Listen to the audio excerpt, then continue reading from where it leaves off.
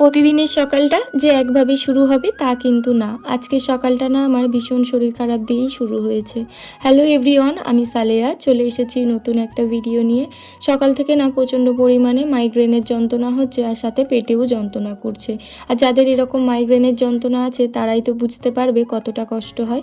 আমার না যখন মাইগ্রেনের যন্ত্রণা হয় তখন জ্বর বমি দুটোই চলে আসে। আর আজকে সকাল থেকে ঠিক তেমনটাই কষ্ট হচ্ছে।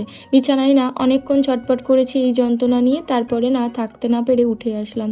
এসে সবার আগে স্নানটাই সেরে নিয়েছি, মাথায় না অনেকটা জল দিয়েছি, যদি একটু যন্ত্রণাটা কমে সেই আশায়, কিন্তু কোনোভাবেই না এই যন্ত্রণা কমে না। আমি না মাইগ্রেনের যন্ত্রণা হলে কোনো ওষুধই খাই না, ওই একটু সহ্য করে নিয়ে তারপরে ঠিক হয়ে যায়।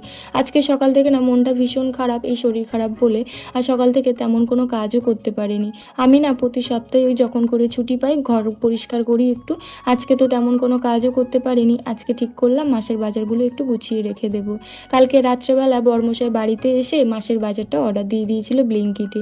অনেকটা রাত হয়ে গেছিলো তো ওই জন্য আর গুছাতে পারিনি। আজকে সকালবেলা একটু সেগুলো গুছিয়ে নিলাম। কালকে অফিস থেকে ফেরার পথে ও বাজারে গিয়েছিল আর আমিও ওর সাথে বাজারে গিয়েছিলাম। আমি বাজারে যাওয়া মানে ওই শাক সবজি এইগুলোর দিকে আমার চোখ চলে যায়। আমি একটু না পাট শাক নিয়ে এসেছিলাম। আজকে একটু পাট শাকের বড়া করব বলেই ঠিক করেছি। নিজের জন্য না তেমন কোনো কিছু রান্না করতে ইচ্ছাই করে না। ও তো খেতে ভালোবাসে, আর ও বাড়িতে থাকলে আমার রান্না করতে বেশ ভালো লাগে। আজকে ওই নিজের জন্য একটু পাট শাকের বড়া করব আর ওর জন্যই একটু রেখে দেব। আমার মা না এই পাট শাকটা বেশ ঝাল করে ভাজা করতো, শুকনো লঙ্কা ফোড়ন দিয়ে। খেতে না খুব সুন্দর হতো। আর মায়ের হাতের প্রতিটা রান্নার স্বাদই আলাদা হয়, তাই না?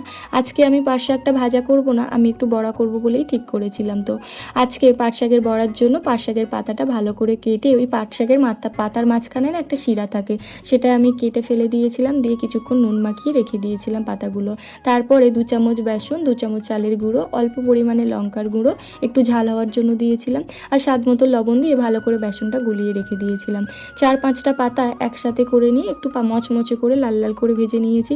গরম ভাতের সাথে না এরকম পাট পাতা বড়া বা পাট শাক ভাজা বেশ ভালো লাগে খেতে। আজকে দুপুরবেলা নিজের জন্য একটু সিম্পল লাঞ্চ করেছিলাম।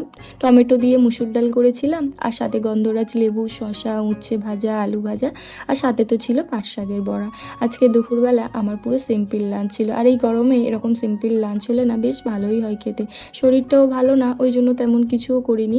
আজকে আমার একটা ভিডিওতে আমি একটা লিঙ্ক দিয়ে দেবো। অনেক দিন ধরে একটা দিদিভাই আমার এই কিচেনের টিউলিপ ফুলের লিঙ্কটা চাইছিল। আজকের ভিডিওর কমেন্ট বক্সে আমি লিঙ্কটা দিয়ে দেবো, দিদিভাই তুমি নিয়ে নিও। আজকের ভিডিওটা এই পর্যন্ত, দেখা হচ্ছে নতুন কোনো একটা ভিডিওতে। থ্যাংক ইউ সবাইকে, টাটা।